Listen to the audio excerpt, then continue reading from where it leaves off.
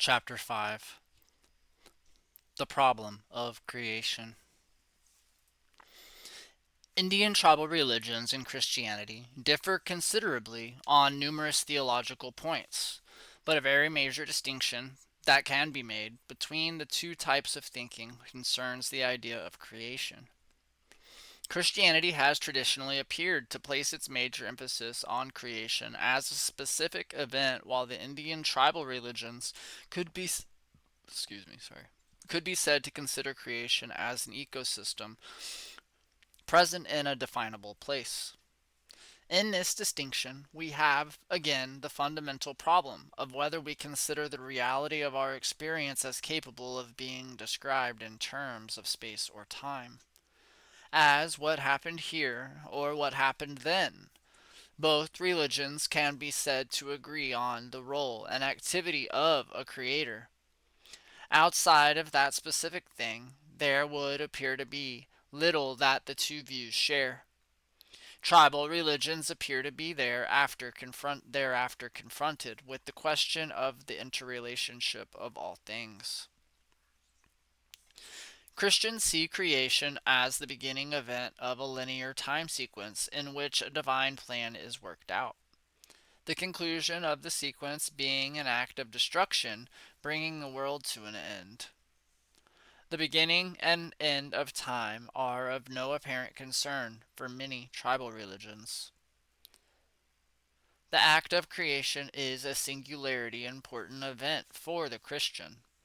It describes the sequence in which the tangible features of human existence are brought into being. And although some sermons have made much of the element of light that appears in the creation account of Genesis and the prologue of St. John's Gospel, the similarity of the two books and their use of light do not appear to be of crucial importance in the doctrine of creation. For the Christian, it would appear that the importance of the creation event is that it sets the scene for an understanding of the entrance of sin into the world. Intimately tied with the actual creation event in the Christian theological scheme is the appearance of the first people, Adam and Eve.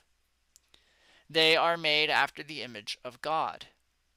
It is important that this point be recognized, as it has affected popular conceptions held by Christians and seems to have some relevance to central theological doctrines. As the Genesis story relates that the first people were made after God's image, Christians, although not necessarily their Hebrew predecessors and Jewish contemporaries, have popularly conceived God as having a human form. That is to say, God looks like a man. Paintings represent him generally as an old man, deriving perhaps from the old Hebrew conception of the ancient days. The first distinction between Indian tribal religions and Christianity would appear to be in the manner in which deity is popularly conceived. The overwhelming majority of American Indian tribal religions refuse to represent deity anthropomorphically. To be sure, many tribes used the term grandfather when praying to God, but there was no effort to use that concept as the basis for a theological doctrine by which a series of complex relationships and related doctrines could be developed. While there was an acknowledgment that the Great Spirit had some resemblance to the role of a grandfather in the tribal society, there was no great demand to have a personal relationship with the Great Spirit in the same manner as popular Christianity has emphasized personal relationships with God. The difference between conceiving God as an anthropomorphic being and as an undefinable presence carries over into the distinction in the views of creation. Closely following the creation of the world in Christian theology comes the disobedience of man, Adam, in eating the forbidden fruit growing on a tree in the Garden of Eden. In this act, as recorded in Genesis, humankind fell from God's grace and was driven out of the garden by the angry God. The major thesis of the Christian religion is thus contained in its creation story, because it is for the redemption of man that the atonement of Jesus of Nazareth is considered to make sense. With the fall of Adam, the rest of nature also falls out of grace with God, Adam being a surrogate for the whole of creation. This particular point has been a very difficult problem for Christian theologians. While it adequately explains the entrance of evil into the world, just how it could occur in a universe conceived as perfect has been difficult for theologians to answer. St. Augustine preferred to think that God himself had taken the form of the snake that, in the story, talked to Eve into eating the forbidden fruit. St. Augustine's solution has not generally been accepted, even though it appears to explain the logical sequence. Perhaps of more importance are two aspects of the Christian doctrine of creation, bearing directly on us today. One aspect is that the natural world is thereafter considered as corrupted, and it becomes theoretically beyond redemption. Many Christian theologians have attempted to avoid this conclusion, but it appears to have been a central doctrine of the Christian religion during most of the Christian era.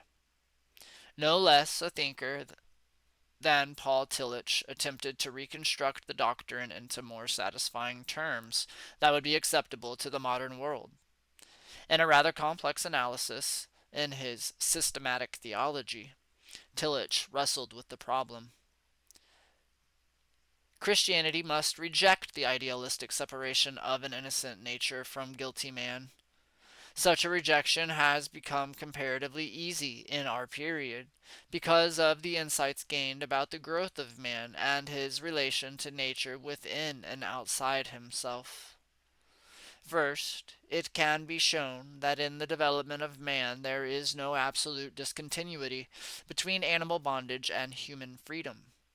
There are leaps between different stages, but there is also a slow and continuous transformation. It is possible to say at which point in the process of natural evolution animal nature is replaced by the nature which in our present experience we know as human, a nature which is qualitatively different from animal nature. And as there are analogies to human freedom in nature, so there are also analogies to human good and evil in all parts of the universe. It is worthy of note that Isaiah prophesied peace in nature for the new eon, thereby showing that would not call nature innocent. Nor would the writer who, in Genesis chapter 3, tells about the curse over the land declare nature innocent. Nor would Paul do so in Romans chapter 8 when he speaks about the bondage to futility which is the fate of nature. Certainly, all these expressions are poetic, mythical. They could not be otherwise, since only poetic empathy opens the inner life of nature. Nevertheless, they are realistic in substance and certainly more realistic than the moral utopianism which confronts immoral men with innocent nature.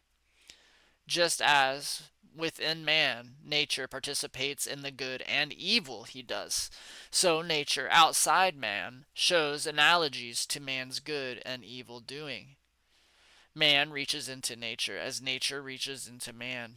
They participate in each other and cannot be separated from each other. This makes it possible and necessary to use the term fallen world and to apply the concept of existence in contrast to essence to the universe as well as man. End quote. Like many other Christian thinkers, Tillich cannot break the relationship between humans and the natural world in which both share a corrupt nature. Even his dependence on evolution appears to be but a temporary nod to the reflections of science, because he stands ready to label the nature of people corrupt at whatever point in the evolutionary process a human being comparable in psychological processes to ourselves emerges. Indian tribal religions also held fundamental relationships between human beings and the rest of nature, but the conception was radically different. For many Indian tribal religions, the whole of creation was good. And because the creation event did not include a fall, the meaning of creation was that all parts of it functioned together to sustain it. Young chief Cayuse refused to sign the Treaty of Walla Walla because he felt the rest of the creation was not represented in the transaction. Quote, I wonder if the ground has anything to say. I wonder if the ground is listening to what is said. I wonder if the ground would come alive and what is on it. Though I hear what the ground says. The ground says, it is the Great Spirit that placed me here. The Great Spirit tells me to take care of the Indians, to feed them aright. The Great Spirit appointed the roots to feed the Indians on. The water says the same thing. The Great Spirit directs me.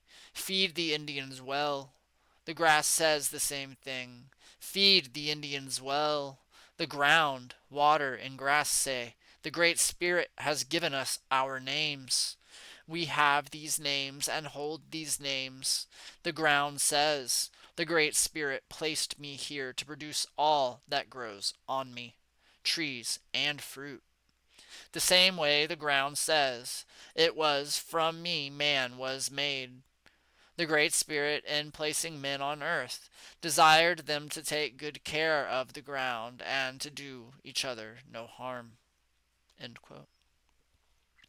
The similarity between young chief's conception of creation and the Genesis story is striking.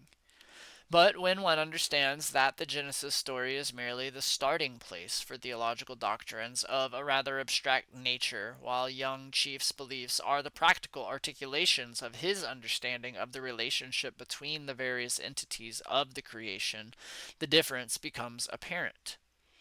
In the Indian tribal religions, man and the rest of creation are cooperative and respectful of the task set for them by the Great Spirit. In the Christian religion, both are doomed from shortly after the creation event until the end of the world. The second aspect of the Christian doctrine of creation that concerns us today is the idea that man receives domination over the rest of creation. Harvey Cox, a popular Protestant theologian, articulates rather precisely the attitude derived from this idea of Genesis. Just after his creation, man is given the crucial responsibility of naming the animals. He is their master and commander. It is his task to subdue the earth. It is this attitude that has been adopted wholeheartedly by Western peoples in their economic exploitation of the earth. The creation becomes a mere object when this view is carried to its logical conclusion, a directly opposite result from that of the Indian religions. Whether or not Christians wanted to carry their doctrine of human dominance as far as it had been carried, the fact remains that the modern world is just now beginning to identify the Christian religion's failure to show adequate concern for the planet as a major factor in our present ecological crisis.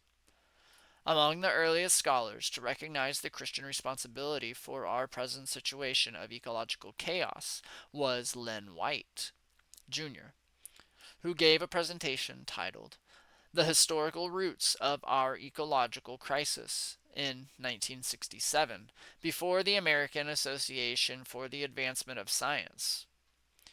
White presented the same previously discussed criticism of Christian theology, emphasizing the tendency of the Christian religion to downgrade the natural world and its life forms in favor of the supernatural world of the Christian post-judgment world of eternal life. But he was extremely kind for a man who had his intellectual arguments honed so fine that he could have gone for the jugular vein that he wanted. White proposed that St. Francis be made the ecological saint, elevating Francis to a pedestal he did not deserve. A number of Christians appear to be taking up White's thesis, and one frequently hears arguments that St. Francis represents the true Christian tradition. The Franciscan tradition is not a major theme of either Christian or Western thought. However, it would appear as if advocating St. Francis as a patron of the Christian attitude towards creation is not only historically late, but uncertain. White's thesis proved unbearable to Dr. Rene Dubos of New York City Rockefeller University, who gave a presentation in 1969 at the Smithsonian Institution in Washington, D.C. on a theology of earth. In it, Dubos disclaimed White's charge against Christianity. Dubos contended that other societies had also created ecological disasters. He felt that Christianity was therefore not to be held accountable for the shortcomings of Westerners. He buttressed his thesis by reference to St. Francis and, more particularly, to St. Benedict, founder of the Benedictine order. Dubos found that Benedictine work rules, which at that time included draining swamps and filling in lowlands, were more suitable for modern man than St. Francis's idea of nature worship. Dubos' valiant defense of Christian thought lacks a number of substantial considerations. While other societies did create ecological disasters, Dubos would be hard put to find in the theologies of many other religions either a command to subdue the earth or the doctrine that the creation had fallen, and shared responsibility for a man's direct violation of divine commands. There is also little evidence that destroying wetlands is ecologically sound, a fact that the Bush administration ignores as it proposes to weaken federal law against tampering with the wetlands. Further indications of Dubos's miscalculation of Christian sincerity and evidence, perhaps, that Christians have not yet understood the complexity of the ecological crisis were evidenced by the liturgy of the earth created by the National Cathedral in Washington, D.C. The confession used in this liturgy exemplifies the extent to which even concerned Christians have misunderstood the seriousness of the ecological problem.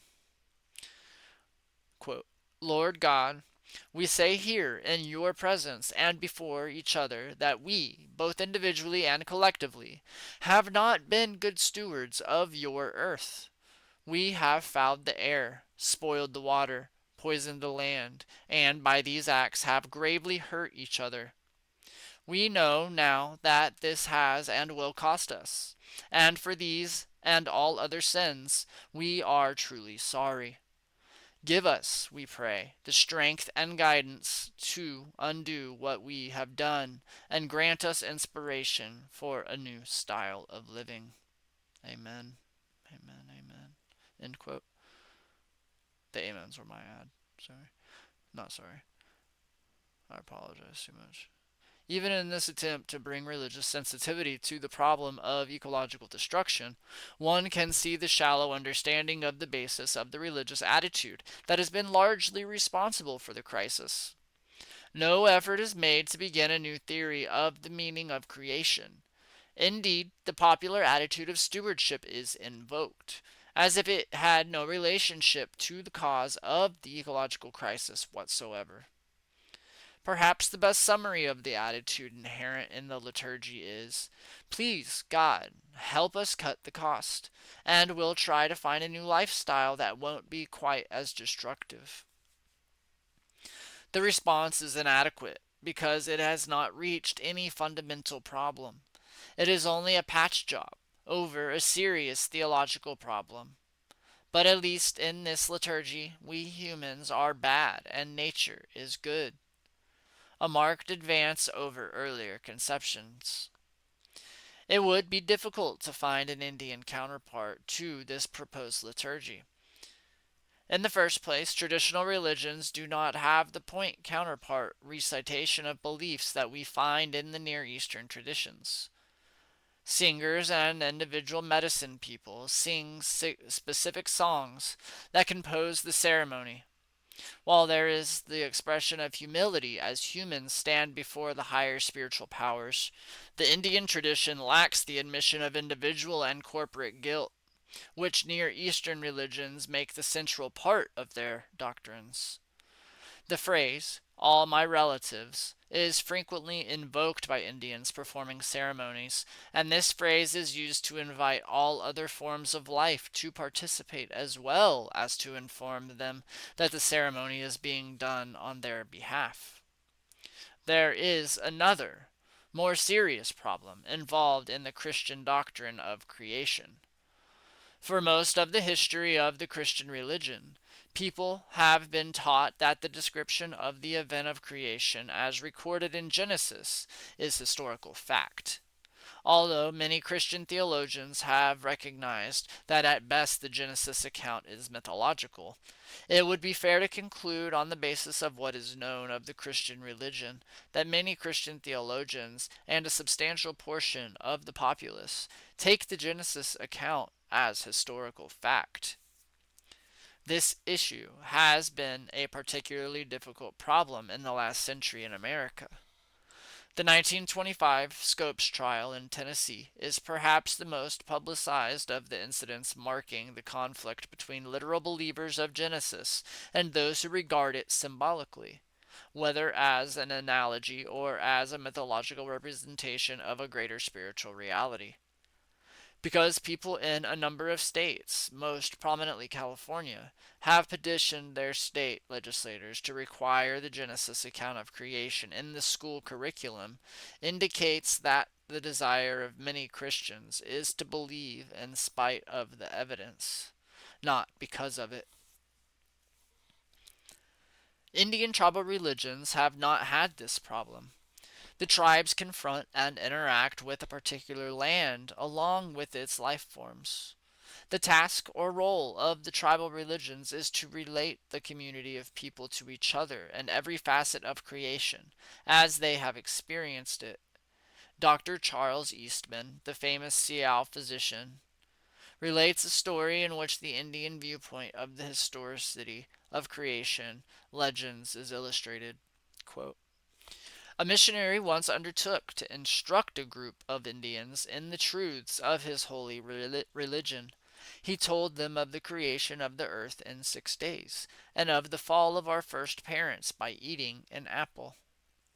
The courteous savages listened attentively, and, after thanking him, one related in his turn a very ancient tradition concerning the origin of maize. But the missionary plainly showed his disgust and disbelief, indignantly saying, quote, what I delivered to you were sacred truths, but this that you tell me is mere fable and falsehood. My brother, gravely replied the offended Indian, it seems that you have not been well grounded in the rules of civility. You saw that we, who practice these rules, believed your stories. Why then do you refuse to credit ours? End quote. The difference in approach goes back to the basic consideration discussed earlier.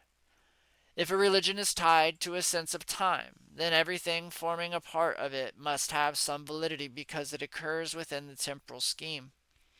Christians are thus struck with the assertion that the account of Genesis is an actual historical recording of the proceedings, whether or not some of the theologians consent to such an interpretation.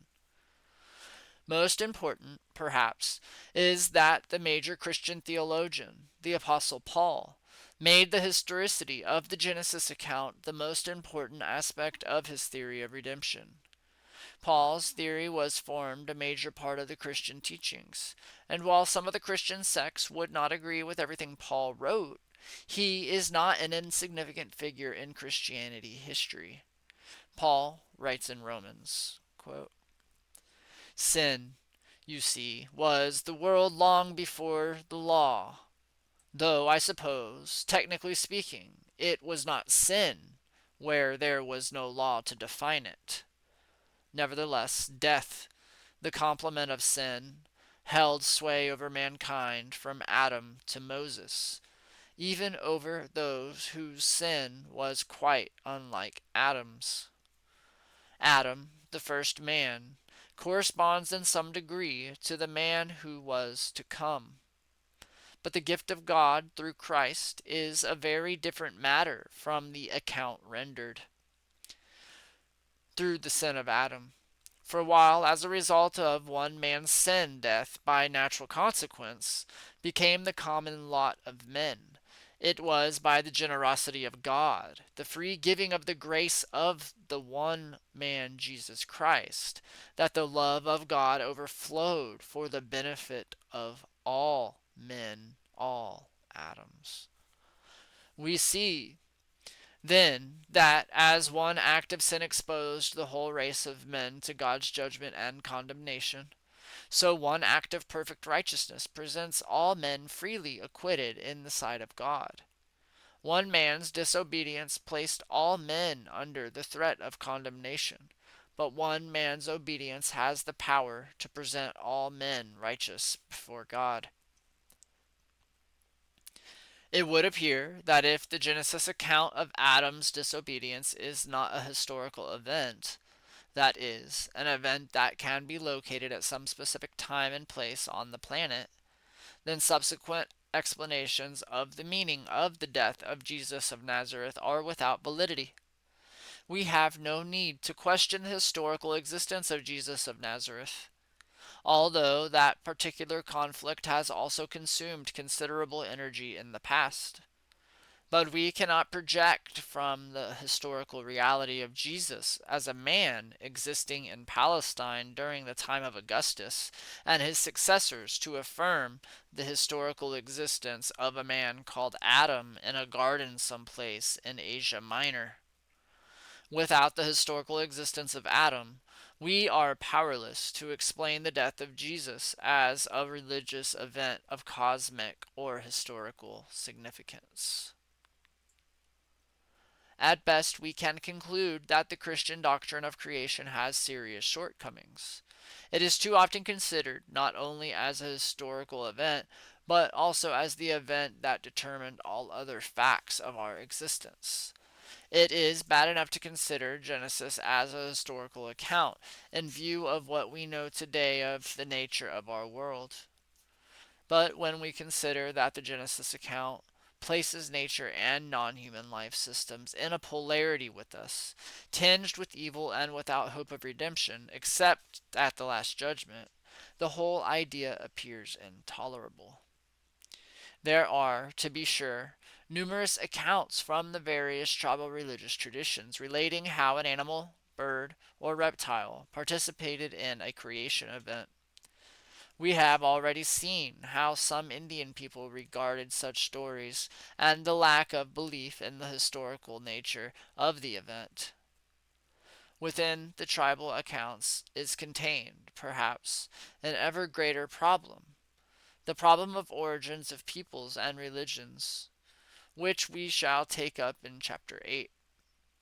At no point, however, does any tribal religion insist that its particular version of the creation is an absolute historical recording of the creation event, or that the story necessarily leads to conclusions about humankind's good or evil nature. At best, the tribal stories recount how the people experienced the creative process, which continues today. The relationships that serve to form the unity of nature are of vastly more importance to most tribal religions. The Indian is confronted with the bountiful earth in which all things and experiences have a role to play.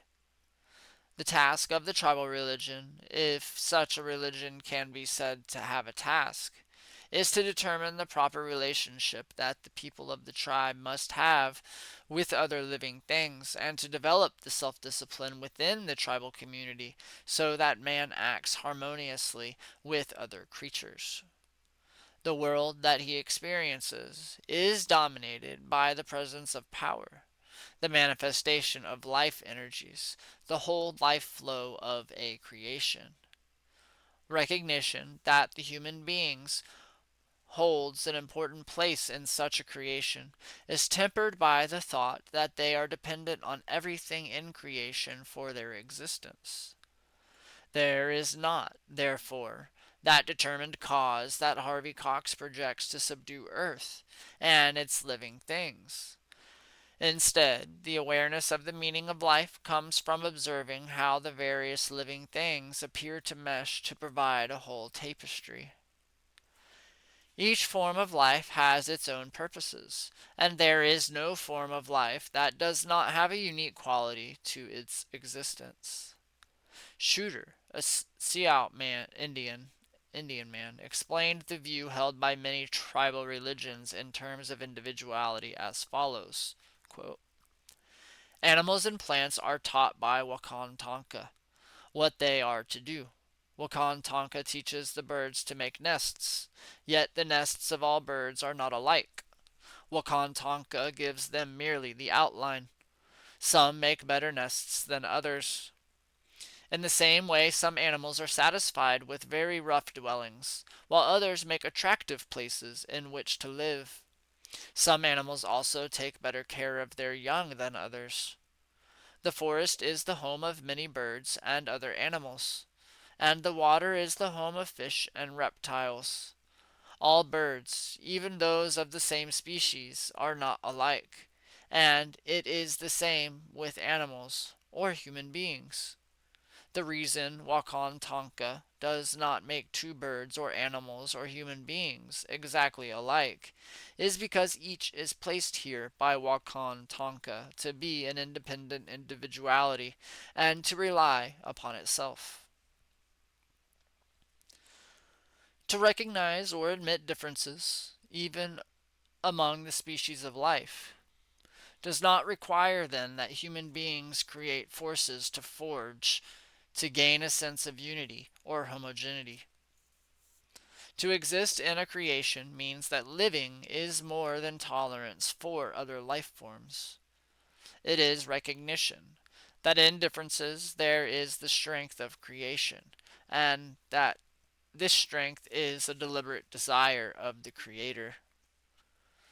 Tribal religions find great affinity among species of living creatures, and it is at this point that the fellowship of life is a strong part of the Indian way. The Hopi, for example, revere not only the lands on which they live, but the animals with which they have a particular relationship. The dance for rain, which involves the use of reptiles in its ceremonies, holds a great fascination for whites, primarily because they have traditionally considered reptiles, particularly snakes, as their mortal enemy. In this attitude, and its ensuing fascination, we may illustrate, perhaps, the alienation between the various life forms that Christian peoples read into the story in Genesis. This alienation is not present in tribal religions. Behind the apparent kinship between animals, reptiles, birds, and human beings in the Indian way stands a great conception shared by a great majority of the tribes. Other living things are not regarded as insensitive species. Rather, they are people in the same manner as the various tribes of human beings are people. The reason why the Hopi use live reptiles in their ceremony goes back to one of their folk heroes who lived with the snake people for a while and learned from them the secret of making rain for the crops. It was a ceremony freely given by the snake people to the Hopi. In the same manner, the Plains Indians considered the buffalo as a distinct people. The Northwest Coast Indians regarded the salmon as a people. Equality is thus not simply a human attribute, but a recognition of the creatureness of all creation.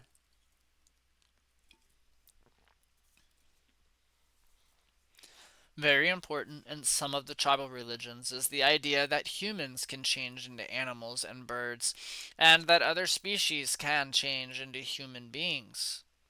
In this way, species can communicate and learn from each other. Some of these tribal ideas have been classified as witchcraft by anthropologists, primarily because such phenomena occurring within the Western tradition would naturally be interpreted as evil and satanic. What Westerners miss is the rather logical implication of the unity of life. All living things share a creator and a creation.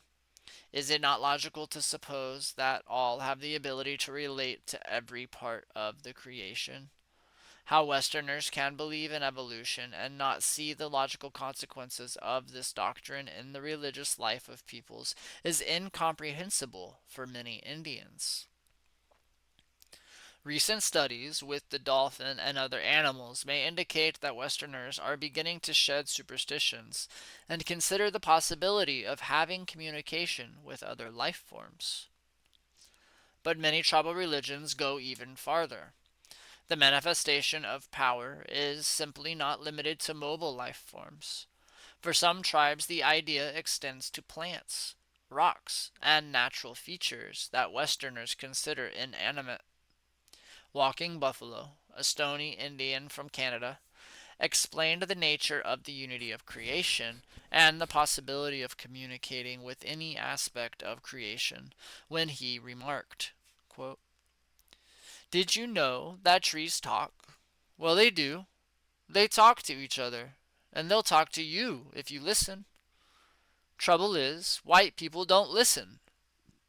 They never learned to listen to the Indians. So I don't suppose they'll listen to other voices in nature. But I have learned a lot from trees. Sometimes about the weather, sometimes about animals, sometimes about the Great Spirit." End quote. Again, we must return to the Christian idea of the complete alienation of nature and the world from human beings as a result of Adam's immediate post creation act in determining the Western and Christian attitude toward nature. Some theologians have felt that man's alienation from nature is a natural result of his coming to a sense of self consciousness, and people dealing with psychological problems seem to have a tendency to emphasize the sense in which humans are alienated from nature by promulgating theories of childhood fears based on the unfolding of natural growth processes. Even Western poets have been articulating the Western fears of I, a stranger and afraid, in a world I never made. By and large, there was no fear of nature in the Indian view of the world. Chief Luther Standing Bear remarked on the wildness of nature and in his autobiography as follows, quote, sorry. "We did not think of the great open plains, the beautiful rolling hills, and winding streams with tangled growth as wild. Only to the white man was nature a wilderness, and only to him was the land infested with wild animals and savage people. To us it was tame. Earth was bountiful, and we were surrounded with the blessings of the great mystery. Not until the hairy man from the east came and with brutal frenzy heaped injustices upon us and the families that we loved was it wild for us. When the very animals of the forest began fleeing from his approach, then it was that for us the wild west began." End quote. In some sense, part of the alienation of human beings from nature is caused by the action of humans against nature, and not as the result of some obscure and corrupted relationship that came into being as a result of the human's inability to relate to the Creator. It is doubtful if Western Christians can change their understanding of creation at this point in their existence. Their religion is firmly grounded in their escape from a fallen nature, and it is highly unlikely to suppose at this late date that they can find a reconciliation with nature while maintaining the remainder of their theological understanding of salvation. We have one final aspect to cover with respect to the creation. Whether it be considered as a specific event or as a tenet of faith that need not be explained, certain empirical data exist today that was unavailable to humankind when tribal religions and Christianity originated. Modern science has, in large part, pierced the veil of nature. We are becoming increasingly aware of some of the basic processes of the universe to a much greater degree than was ever possible. With the explosion of the atomic bomb, humankind moved far beyond the speculations of earlier science and philosophy. It may be yet too soon to conclude that our science can determine everything about the universe. Yet the possibility of almost instantaneous destruction through misuse of science should indicate that we are close to describing in an approximate manner how the universe works. Our further question, therefore, should concern how religious statements are to be made which are either broad enough or specific enough to parallel what we are discovering in nature through scientific experiments. Christian theology has traditionally fluctuated between the philosophical views of Plato and Aristotle. Occasionally, some theologian will go to the ideas of Kant or Descartes to find a usable system to explain religious ideas in a scientific manner. Some theologians have gone so far as Alfred North Whitehead's view of the universe to find a way to describe religious ideas by the same basic form of articulation as followed in scientific circles and created process theology. Which religious atmosphere, Christian or Indian, would appear to be more compatible with contemporary scientific ideas? The question may appear absurd, but it has the highest relevance for a number of reasons. First, we must determine on what basis religious ideas are considered to be mere superstitions, and on what basis religious ideas are said to be either valid or possible in the world in which we live. Indian dances for rain, for example, were said to be mere superstitions. Songs to make corn grow were said to be even more absurd. Today, people can make plants grow with music, and the information on the power of sound vibrations is coming into its own.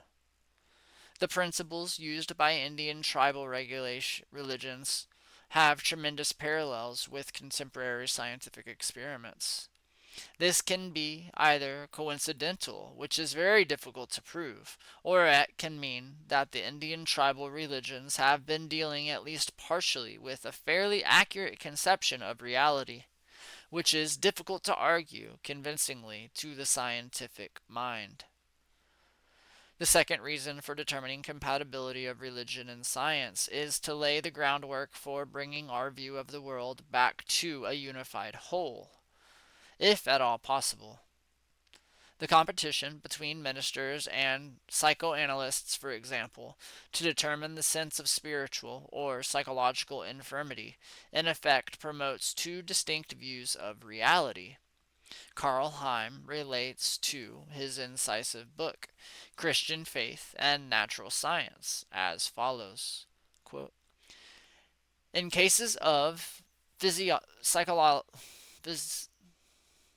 physiologically conditioned depression in which the religious responses are often involved, modern medicine applies with great success the electric shock treatment, passing an electric current through leads placed in contact with the patient's temples. These are often people who, in their state of depression, also despaired of their spiritual salvation, who were a prey, in other words, to what has been called in theological literature. It's late, I'm sorry. Certainly of damnation. And lo and behold, what the minister of religion had tried in vain to achieve with confronting exhortations and encouraging words from the Bible and the catechism has now been accomplished by the electric current. The depression has gone, and the patient not only faces his life with the courage, but is filled with a joyful belief in God's forgiveness and in his own eternal salvation. End quote. It would thus appear that unless some new effort in the field of religion is made to provide a more realistic understanding of the universe, there may be no solution to people's problems except manipulated by artificial means. The 1984 solution that we all dread. The Indian tribal religions would probably suggest that the unity of life is manifested in the existence of the tribal community, for it is only in the tribal community that any Indian religions have relevance. James Jeans, in his book Physics and Philosophy, suggests that a profound view of nature lies in the concept of community. Quote, space and time are inhabited by distinct individuals, but when we pass beyond space and time, from the world of phenomena towards reality, individuality is replaced by community. When we pass beyond space and time, they, separate individuals, may perhaps form ingredients of a single continuous stream of life. That's beautiful. End quote. The parallel with conceptions of the basis unity of existence held by American Indian tribal religions is striking. If the nature of the world is a single continuous stream of life, there is no reason to reject the idea that one can learn to hear the trees talk. It would be strange if they did not have the power to communicate. R. G. Collingwood, in The Idea of Nature, attempts to sketch out Alexander's cosmology as it applies to a whole continuum of life. Quote, in the physical world before the emergence of life, there are already various orders of being, each consisting of a pattern composed of elements belonging to the order next below it. Point instants form a pattern which is the electron having physical qualities. Electrons form an atom having higher chemical qualities of a new and higher order. Molecules like those of air form wave patterns having sonority, and so on. Living organisms in their turn are patterns whose elements are bits of matter. In themselves, these bits of matter are inorganic. It is only the whole pattern which they compose that is alive, and its life is the time aspect or rhythmic process of its material parts. End quote. We apparently have order and orders. We have time, but a time that is not a universal value, only a time internal to the complex relationships themselves. Above all, we have no disruption of the unity of the creation, only a variation on a general theme. If there is anything to the similarity of things, it is that a sense of alienation does not exist at a significant level. We even have the startling statement of Whitehead about the nature of God. Not only does God, primordial nature, arrange the eternal objects, he also makes them available for use by other actual entities. This is God's function as the principle of concretion. Again, we are dealing with a complexity of relationships in which no particular object is given primacy over any other object or entity. Energy or spirit and the manifestation of purposeful order seem to characterize both modern scientific speculations and Indian beliefs. What is important is not an attempt to show that either Indian tribal religions or Christianity prefigured contemporary science, modern concern for ecological sanity, or a startlingly new idea of what the universe might eventually be. Rather, we should find what religious ideas can credibly encompass the broadest field of both our thoughts and actions. We must show that religious ideas are at least not tied to any particular view of man, nature, or the relationship of man and nature that is clearly in conflict with what we know. In this sense, American Indian tribal religions certainly appear to be more at home in the modern world than Christian ideas and Westerners' traditional religious concepts. End of chapter 5.